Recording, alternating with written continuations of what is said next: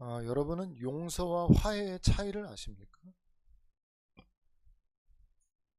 용서와 화해가 어떤 차이가 있죠? 제가 보기에 많은 기독교인들이 이 둘을 구분하지 못해서 관계 안에 많은 어려움을 겪고 있습니다. 더 나아가서 세상이 기독교인들에 대해서 의아하게 여기는 대목이 바로 이 대목입니다. 예전에 밀양이라는 영화에서도 나왔었죠. 그들이 보는 그리스도인이란 자신들에게 잘못해놓고 하나님 앞에 가서 용서를 비는 사람들, 참 이상한 사람들이다, 그렇게 이해하는 것인데, 여러분 생각보다 그 밀양의 영화와 같은 상황 속에 갇혀 살아가는 그리스도인들이 적지 않습니다.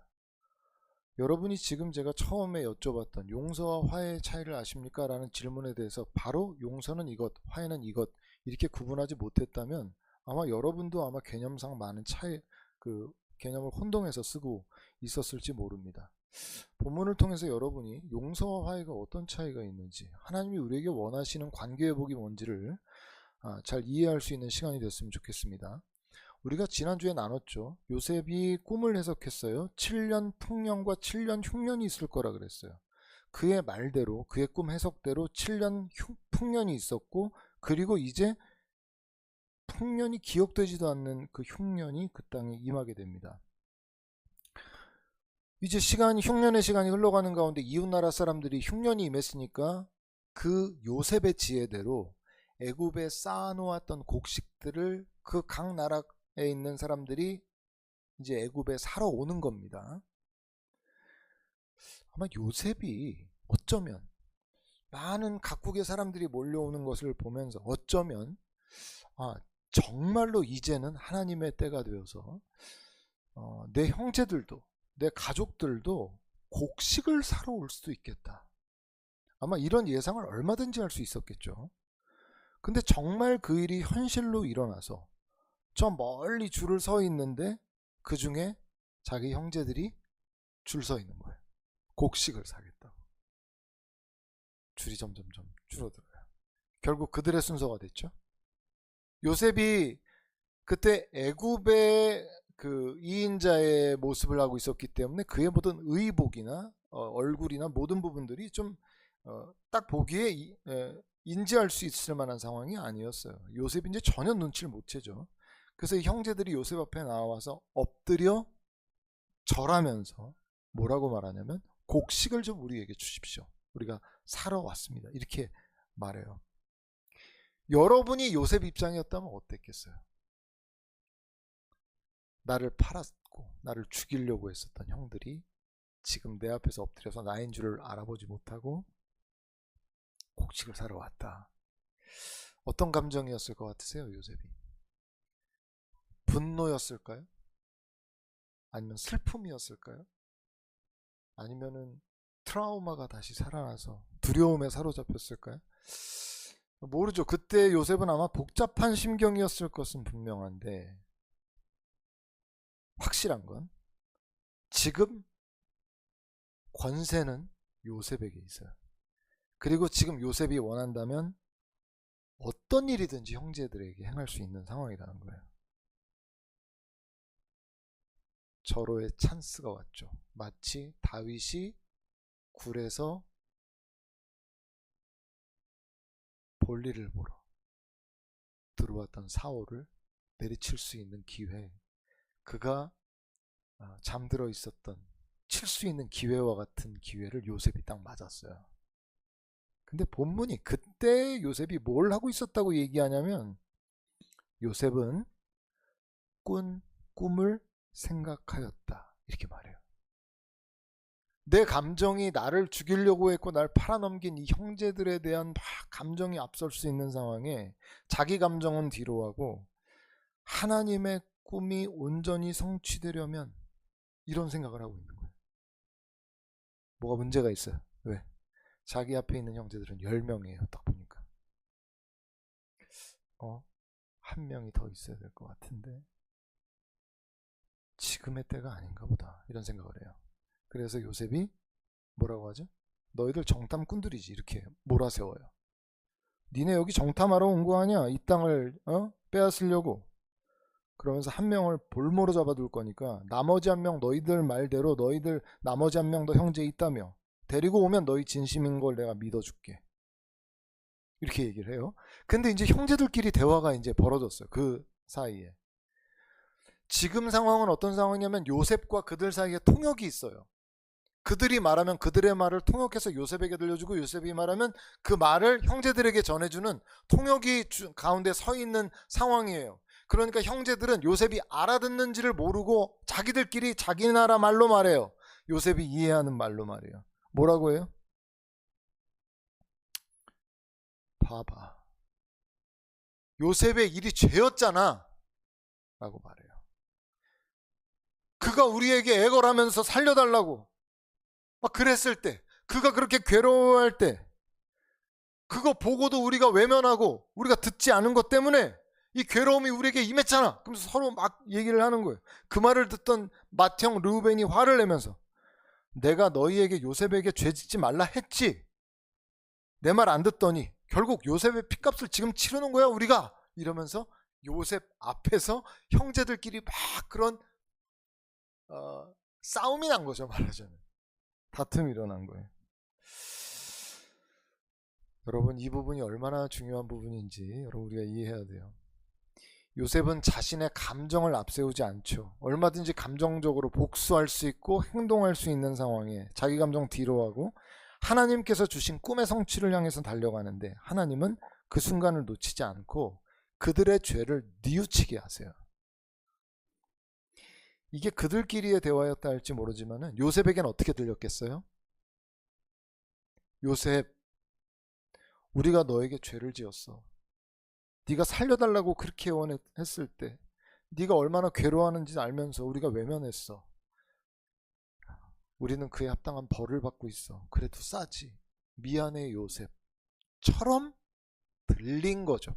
자기들끼리 얘기했지만. 형제들의 이 죄에 대한 뉘우침이 요셉의 마음을 때립니다. 그러지 말았어야 했어. 우리가 왜 그랬을까? 그 말을 들은 요셉이 이제 더 이상 견디지 못하고 급히 울 곳을 찾아가지고 가서 막 펑펑 울죠.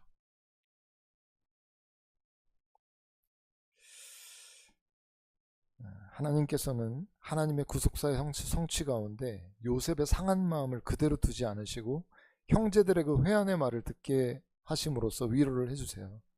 그러면서 요셉에게 뭐라고 말씀하세요? 요셉, 네 형들도 깨닫고 가슴 아파하고 있다.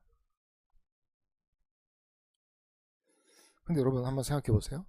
지금 요셉의 형제들이 죄를 인정했어요. 그리고 요셉의 마음도 녹아내렸어요. 눈물까지 흘렸어요.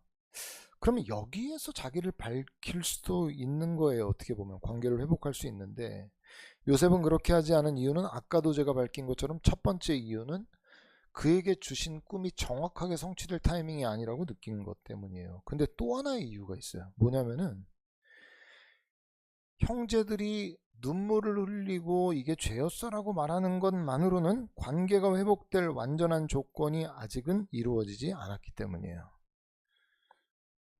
여러분 아까도 말씀드렸지만 기독교인들은 흔히 용서와 관계 회복을 같은 것으로 생각해요. 그런데 성경은 분명히 그것을 구분하고 있습니다. 요셉은 이미 형들에게 보복하지 않아요. 그러나 그렇다고 해서 아무 일도 없었던 것처럼 관계를 회복하지도 않아요. 왜 그럴까요? 용서는 혼자서도 할 수 있어요. 하지만 관계 회복, 화해는 쌍방간 이루어져야 돼요. 상대와 함께 할 때만 이루어질 수 있는 거예요. 우리가 이 부분을 바로 잡아야 돼요. 성도들은 자기에게 잘못한 사람, 죄 지은 사람 용서해야 돼요. 이거 필수예요. 그래서 우리가 누군가를 용서해라 라고 할 때 그 용서는 상대의 태도에 근거하지 않아요. 목사님 너무 가혹한 거 아닙니까? 어떻게 그렇게 할 수가 있습니까? 왜 그럴까요? 우리가 하나님께로부터 받은 용서가 그런 용서이기 때문에 그래요. 우리가 회개하기 전에 아직 죄인 된 상태일 때 예수께서 우리의 죄를 대신에 십자가에 못 박혀 죽으셨어요. 그게 먼저 우리에게 용서하신 사랑이에요. 은혜예요. 그래서 용서는 정의가 해결돼서가 아니라 하나님께서 나에게 어떻게 행하셨는지를 기억하면서 우리가 용서를 베푸는 거예요.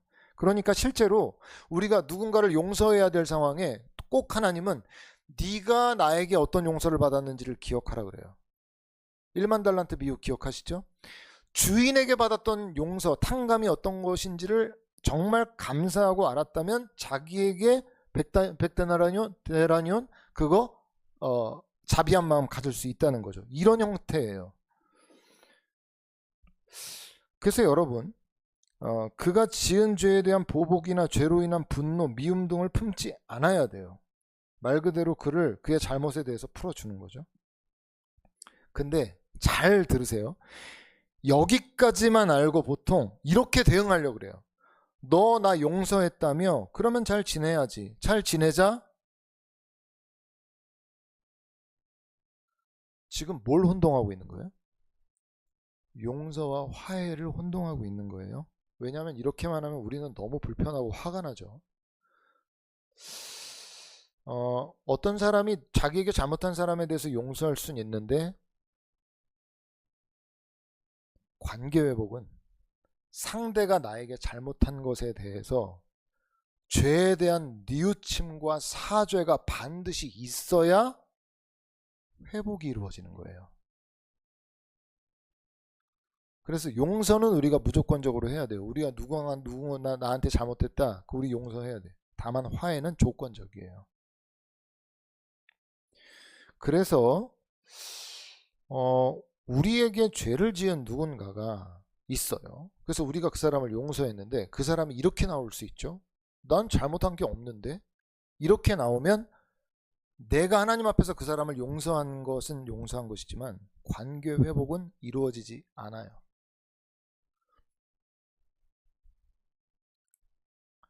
그래서 그 사람을 내가 하나님 앞에서 용서한 것은 용서했더라도 그가 나에게 사죄하지 않았기 때문에 관계가 형식적으로 유지될지는 몰라도 실질적으로는 단절된 상태인 거예요. 관계가.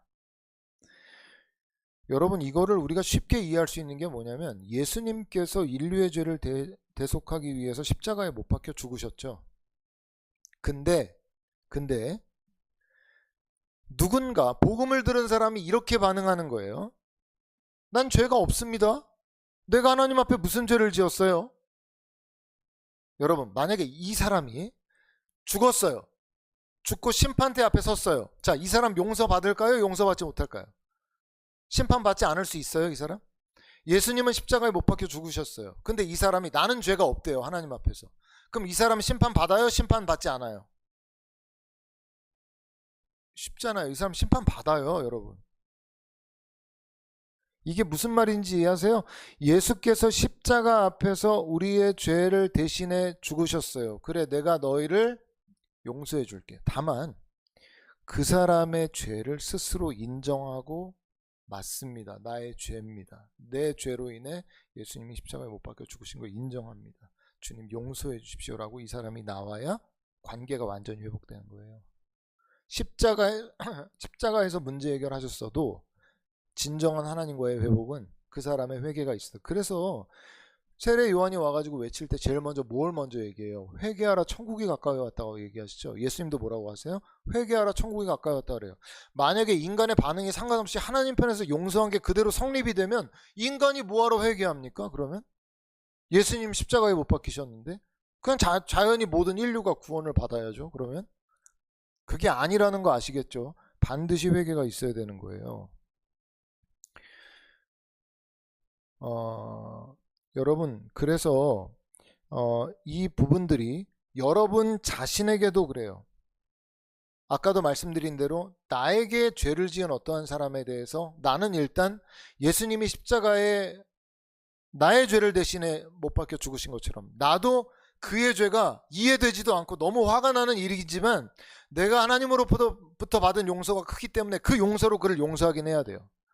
다만 그 사람이 나는 잘못 없다라고 한다면 여러분 정죄감에 사로잡힐 필요가 없어요. 그럴 때는 여러분은 할 몫을 다 한 거기 때문에. 그 사람이 죄를 인정해야 관계 회복이 이루어지죠. 화해가 이루어지죠. 근데 여러분이 분명히 용서했고 그 사람이 용서한 것도 알고 있는데 그 사람이 끝까지 난 잘못한 게 없고 죄가 없다. 여러분, 그럼 두 사람이 그대로 죽어서 하나님 앞에 서게 된다면 어떻게 될까요? 이 사람은 문제가 없지만 이 사람은 문제가 있어요. 여러분, 반대 경우도 마찬가지예요. 여러분이 누군가에게 어떤 죄를 지었어요. 잘못을 했어요. 여러분, 그러면 그 사람이 그리스도인이라면 그 사람은 하나님 앞에서 일단 용서는 했을 거예요. 그럼 여러분이 이러면 안 돼요. 저 사람 용서했대. 이제 자유다. 끝났다. 아니죠. 그렇게 하면 안 되죠. 뭐가 필요해요? 용기를 내서 그 사람에게 가야 돼요. 그리고 여러분이 말해야 돼요. 내가 과거에 너에게 이렇게 한 건 내 잘못이었고 내 죄였다. 내가 그걸로 너를 힘들게 하고 아프게 했다. 내가 진짜 미안하다. 날 용서해다오. 이러면 용서도 이루어지고 화해도 이루어지는 거예요. 이 두 가지를 혼합해버리면 아주 이상한 그리스도인들로 이 땅 가운데 살아가는 거예요. 제가 서두에 말씀드렸죠. 왜 크리스찬들이 이 세상 가운데 저 참 이상한 사람들이다. 왜요? 자기한테 잘못했는데 자기 하나님 앞에 가서 용서 구하고 나한테는 하나님 앞에서 용서받았으니까 끝났다는 거예요. 그런 식이에요. 자기 친구한테 잘못해놓고 하나님 앞에 가서 하나님 내가 잘못했대. 그 사람은 가슴 아파하고 있는데 여러분, 용서와 화해를 여러분이 구분짓지 못하는 거예요. 가야 돼요, 그 사람에게. 제가 말씀드렸죠. 어렸을 때 물건 훔치고 하나님 앞에 용서 구했더니 하나님 뭐라 그랬다고요? 그 쇼파 아직 있다고 그랬다니까요. 가서 돈 들고 가가지고 배상하고 용서 구했어요. 잘못했다고. 어렸을 때 그런 거예요. 성인이 돼가지고 30이 다 돼가지고 가가지고 어렸을 때 물건 훔친 것 때문에 날 용서해달라고 그러고 갔어요. 화해가 이루어지는 거잖아요, 그렇게 하면. 그리스도인들 중에 그런 그리스도인들은 여러분 얼마나 많이 봤어요, 주변에서? 야, 내가 진짜 미안했다. 너 그때 내 말 때문에 상처받았지. 그래, 내가 돌아보니까 하나님이 그 마음 주시더라. 내가 진짜 미안해. 내가 진짜 미안해. 너 마음 아프게 한 거네. 진짜 미안하다. 날 용서해다. 할 말이 없다. 이런 마음이 녹아져 내리죠. 그런 용기를 잘 내고 싶어 하지 않아요. 하나님 앞에서 하는 것, 이웃에게 하는 것 나뉘어져 있어요. 여러분들이 이에 대한 분명한 이해로 여러분 또한 기괴한 그리스도인으로 살아가지 않기를 바라고, 여러분이 진정한 용서와 화해를 알고 베풀 뿐만 아니라 그러한 것이 용서와 화해라고 사람들에게 알려주면 좋겠어요. 정말 많은 사람들이 그렇게 알고 살아가고 있기 때문이에요. 지금까지의 내용이 관계가 어떻게 회복되는지를 보여준다면 이제는 관계를 가능하게 하는 그 시선이 무엇인지를 보여줘요. 요셉이 언약 성취를 위해서 나머지 형제인 베냐민도 데려오라고 명하죠. 그리고 중요한 한 가지를 시험해요. 베냐민의 자루에 은잔을 넣고 이제 그들이 이제 그거 돌아가라고 했는데 추격해가지고 일부러 이게 의도된 거죠. 너희들 내 왜 은잔 그걸 왜 훔쳤어? 라고 하면서 우리는 안 훔쳤는데요. 다 포를 열어보니까 그게 누구의 포에서 나와요? 베냐민의 포에서 나와요. 얘는 못 들어갈 줄 알아. 이 지점이 되게 중요해요. 여러분, 이 시험이 뭘 의미하는 것 같으세요? 그 장면을 봤을 때 여러분은 뭔가 어떤 장면을 떠올렸어야 됐어요. 왜냐하면 성경이 의도하고 있기 때문에 그래. 요셉이 의도하고 있는 거예요, 지금. 왜 그럴까? 잘 생각해 보세요. 예전에 문제가 왜 생겼죠? 요셉이 왜 형제들에게 미움을 받고 왜 죽임당할 뻔했죠? 원인이 뭐예요? 얘도 잘한 건 없어요. 뭘 잘못했어요, 요셉이? 나 색동옷 입었다 이러면서 막 형제들한테 이거 아빠가 나한테만 줬다 이러면서 돌아다녔죠.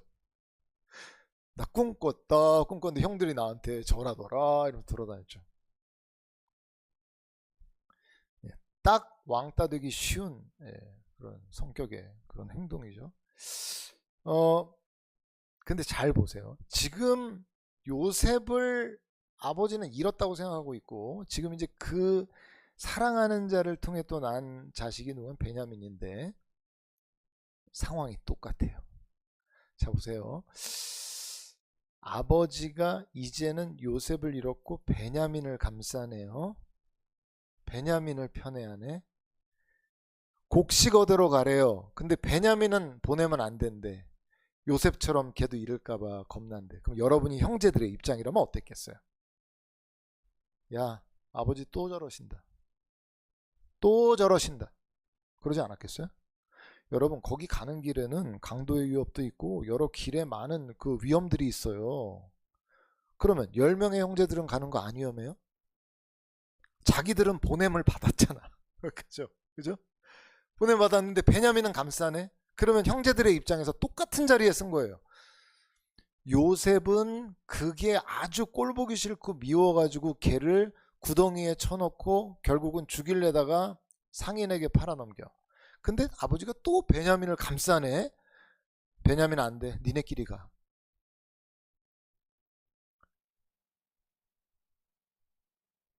결국 그 과정이 있지만 베냐민까지 오게 되죠. 요셉을 설득하잖아요. 아니, 그 야곱을 설득하잖아요. 아들들이. 꼭 반드시 데려올 테니까 얘를 꼭 데려오라고 했다. 그 애굽의 그 관리자가. 그래서 결국은 베냐민을 데려가는데 자루에서 베냐민의 자루에서 문잔이 나왔어. 요셉이 그래. 못 돌아갈 줄 알아. 그러면 자, 이제 아주 중요한 대목이죠. 형제들이 아까 제가 말씀드렸어요. 막 울고 뭐 그랬다 뭐 이제 그런 일이 있었잖아요. 요셉이 울고. 근데 그때 형제들이 막 얘기했잖아요. 우리가 잘못했어. 우리가 죄 지었어. 이렇게 얘기했다고 했잖아요. 근데 그 말이 사실이라면 정말 그 죄에 대해서 뉘우친다면 지금 똑같이 아버지는 베냐민만 편해. 우리는 위험한 데 밀어놓고 베냐민은 안 데려가려고 그랬었어. 그러면 10명의 형제들이 이랬을 수 있어요. 내 충분히 가능해. 내가 볼 때는. 변함이 없었다면 이랬겠죠. 요셉이 자료 딱 열어보니 이거 누구 거야? 베냐민이 제 건데요. 너 못 돌아갈 줄 알아. 형제들이 열면 잘됐다 요놈. 잘됐어 요놈. 어쩌면 좋아. 베냐민 너 왜 그랬어? 왜 자루에다 그거 넣었어? 어, 그래요. 어쩔 수 없네요. 그러면서 10명의 형제들이 다 같이 야 우린 가자 하면서 돌아갔을 수도 있죠. 그놈 잘됐다 이러고. 그러지 않겠어요? 어, 근데 그렇게 하지 않습니다. 어, 유다가 나서서 어, 아니라고 아니라고 그 아이의 생명은 아버지의 생명과 연결되어 있어서 그 아이를 데려가지 못한다면 우리 아버지도 세상을 떠나실 거라고. 차라리 나를 잡아가더라 이러면서 막 애원하잖아요. 그 행동과 그 모습으로 입증된 게 있죠. 뭐가 입증됐죠? 이들은 과거 요셉에게 행했던 죄에 대해서 진심으로 뉘우치고 있고 똑같은 그 회개의 자리에서 과거와 같은 행동을 하지 않아요. 그래서 그들이 거기에서 그럴 순 없다. 베냐민을 놓고 가면 우리 아버지는 아마 세상을 뜰 것이다. 충격으로. 진실됨이 입증됐죠. 그리고 베냐민이 와서 걔까지 와서 이제 절을 하죠. 이제 됐구나. 이제 꿈의 성취가 이루어졌구나. 그래서 그제서야 요셉이 자기를 밝히는 거예요. 다 나가라 하고 다 벗죠. 얼굴을 닦죠. 형들 나 요셉이야. 그러면서 얘기하죠. 그 순간에 형제들이 어떤 마음이었을까요? 예, 아마 다 얼음처럼 굳어버렸을 거예요. 방금 앞에 있었던 사람이 애굽의 총리가 아니라 자기들이 죽이려고 했었던 요셉이 그 앞에 있다는 것을 발견하고 순간 생각이 스쳤겠죠. 지금이야말로 하나님의 심판의 때가 이른 것이구나. 아, 이제 진짜 우린 죽었다. 끝이다. 그렇게 살려달라고 애원했었는데 이제는 입장이 바뀌어서 우린 이제 죽게 되겠네. 그러면서 이제 그 앞에서 벌벌벌 떨고 있는 거예요. 형제들이. 얼어서 아무 말도 못하죠. 누구도 찍소리도 못하고. 예. 근데 요셉이 뭐라 그러죠? 5절에 보면 당신들이 나를 이곳에 팔았다고 해서 근심하지 마소서. 한탄하지 마소서. 하나님이 생명을 구원하시려고 나를 당신들보다 먼저 보내셨나이다. 이렇게 말해요. 그러니까 요셉의 묵었던 분노가 쏟아져야 될 상황이라고 예상하는데 요셉은 오히려 형들의 근심과 한탄하는 마음을 돌보고 있어요. 마치 유리잔을 다루듯이 형들의 마음을 조심스럽게 다루고 위로하고 있어요. 어찌 보면 꿈의 내용이 딱 맞죠? 위치적으로만 그가 애굽의 총리인 게 아니라 지금 요셉이 형들의 마음을 위로하고 형들은 그저 어린아이처럼 베풀어지는 자비에 어떻게 반응을 해야 될지 어리둥절한 그런 상황인 거예요. 근데 여러분, 제가 말씀드렸잖아요. 아까 서두에. 어떻게 이러한 용서가 가능할 수 있었나? 가장 큰 이유가 뭐죠?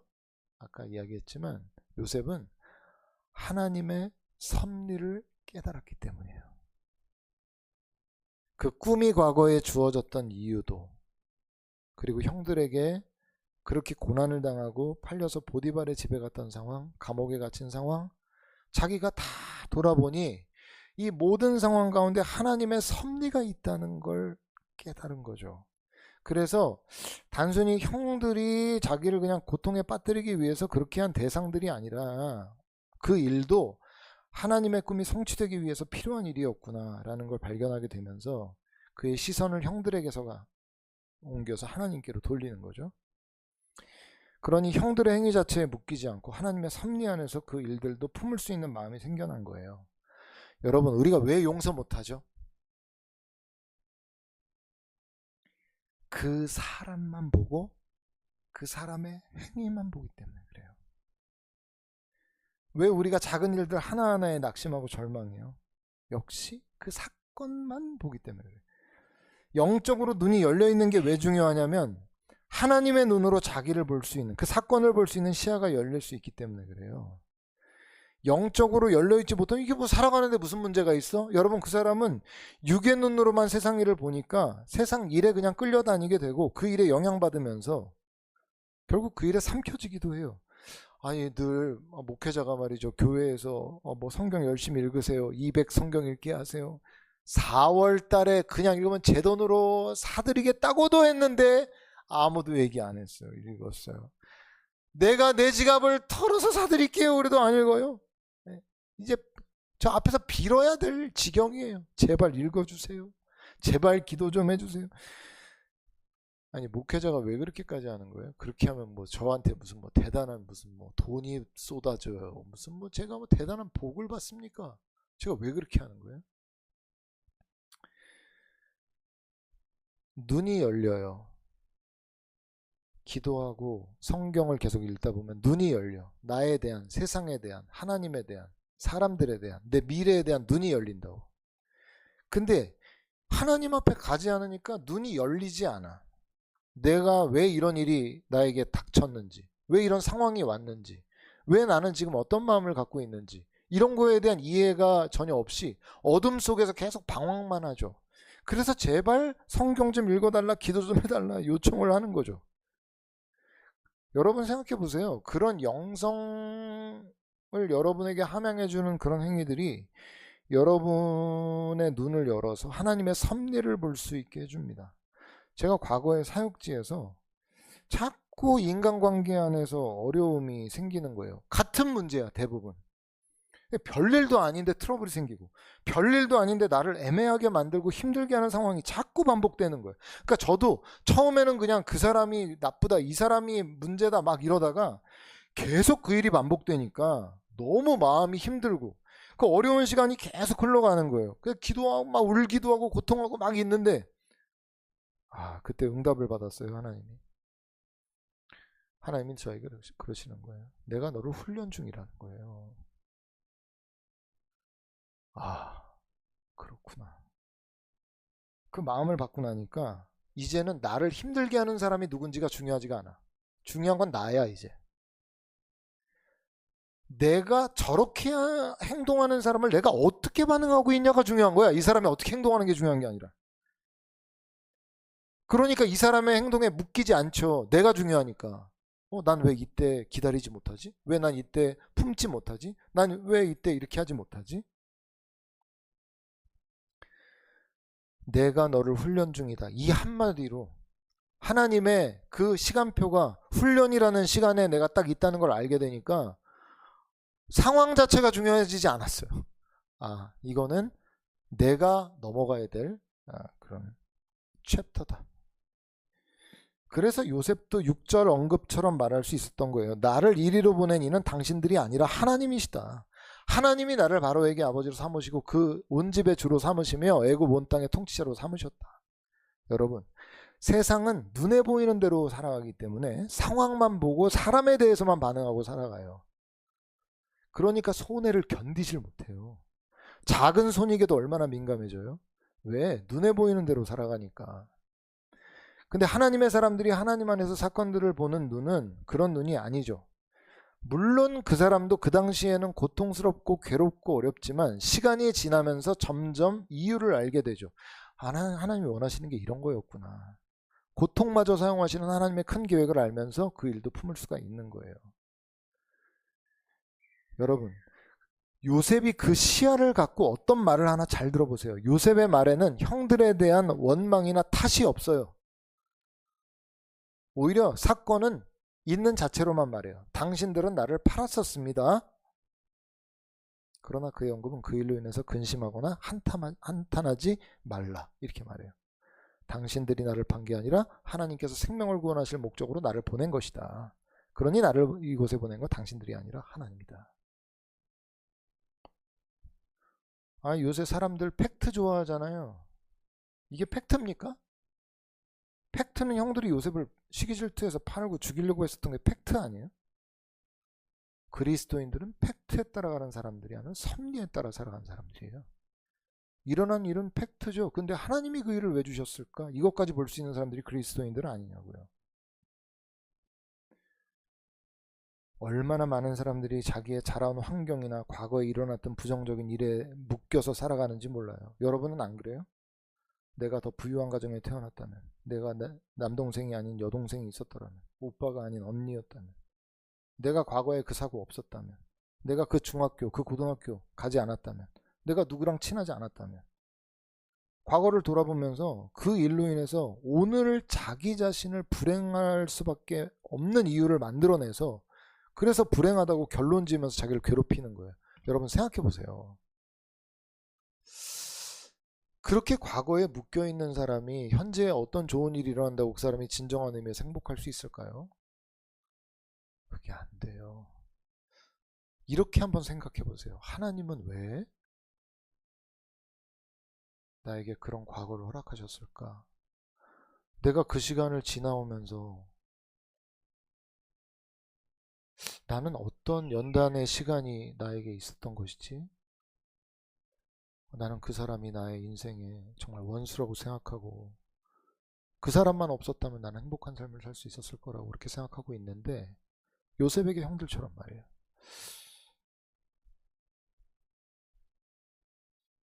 하나님의 이유가 있었다. 그랬을 수 있었겠구나. 나는 모르는 하나님이 결국 나를 오늘에 이르기까지 이 자리까지 이끄신 이유가 있었겠구나. 여러분, 요셉이 그런 이유를 만약에 대서 과거에 난 이래서 불행할 수밖에 없다고 만약에 말할 것 같으면 요셉처럼 그렇게 많은 이유를 갖고 있는 사람이 누가 있어요? 죽이려고 했잖아요. 자기를. 보디발의 집에서 얼마나 열심히 일했어요. 누명을 쓰고 자기는 하지도 않은 강간 미수범이 돼가지고 감옥에 갇히고 이런 기구한 이런 운명이 어디 있어요? 비관하자면 자기 인생을 사탄이 여러분에게 그 일을 한단 말이에요. 사탄이 여러분에게 찾아가서 뭐라고 말하는 줄 아세요? 아이고 과거에 네가 그 일만 없었다면 너 행복했을 거야. 과거에 너 그것 때문에 너 지금 에휴, 그랬어. 아이고, 어떡해. 넌 불행하다. 위로해 주는 것 같죠? 위로는 웃기는 소리 하고 있죠. 사탄한테 하는 말이에요. 위로해 주는 것 같으세요? 여러분을 더 슬픔과 절망의 구덩이로 몰아놓는 거예요. 위로해 주는 척 하면서. 그 일만 없었더라면, 그 일만 없었더라면. 아니에요. 하나님이 여러분에게 주시는 하나님의 음성을 들으셔야죠. 하나님이 나를 생명의 길로 인도하시려고.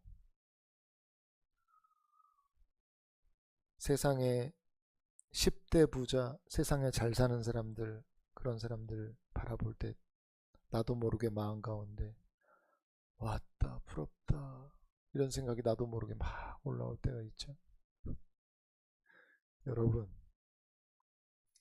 여러분이 가진 최고의 복이 여러분이 그리스도 예수의 이름을 알고 그 믿음 안에 서 있는 것이에요. 그게요, 이 세상이 딱 끝나보잖아요.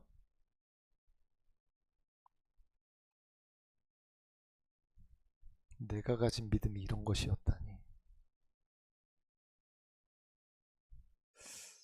하나님이 나를 오늘에까지, 결국은 이 자리까지, 과거에 그런 일들이 있었지만 하나님이 나를 사랑하셔서 오늘까지 이렇게 이끌어 오셨구나. 그래서 로마서 8장 28절에 그 말씀이 있죠. 우리가 알거니와 하나님을 사랑하는 자, 곧 그 뜻대로 부르심을 받은 자들에게는 모든 것이 합력하여 선을 이루느니라. 아, 내가 때로 인정할 수 없었던 나의 비극적이고 힘들고 어려운 일들, 예, 그런 일이 있을 수도 있죠. 근데 그 일들도 다 합력하여서 선을 이룬다는 것이에요. 여러분, 오늘 우리 또한 요셉과 같은 자리에 서 있습니다. 우리가 지금 45장에 있는지 41장에 있는지 37장에 있는지 몰라요. 우리가 요셉이긴 한데 몇 장의 요셉인지 몰라요. 다만 오늘 하나님과 함께 그 길을 걷고 있어요. 하나님이 나를 부르셨구나. 내가 만약에 그렇게 10대 부자와 같은 부를 갖고 내가 세상 명예 권세 다 얻었다면 내가 하나님 앞에 나왔을까 생각해 보세요. 내가 하는 일이 모든 게 잘 되고 모든 문제가 없고 모든 어려움이 없고 내가 근심이 없었다면 내가 하나님을 찾았을까? 그냥 절로 하나님 주여 도와주십시오, 살려주십시오라는 말이 나왔을까? 생각해 보세요. 인생의 모든 그 걸음걸음마다 이끌어 주셨던 그 하나님이 실수하지 아니하시고 그 걸음 가운데 나를 인도해 주고 계시는구나. 여러분 이 믿음 있다면 여러분의 오늘 삶의 하루하루 어떤 일은 슬픔도 아픔도 기쁨도 즐거움도 여러 가지 일들이 섞여 있을 수 있지만 마음 깊은 곳에 하나님이 나와 함께 계신다. 나를 선으로 이끌고 계신다. 이 확신 속에서 여러분이 평안을 유지할 수 있을 것이에요. 우리가 하나님의 섭리를 이루어 드리는 그 요셉의 자리에서 살아갈 수 있는 우리 모두의 인생이 될 수 있기를 주님의 이름으로 축원합니다.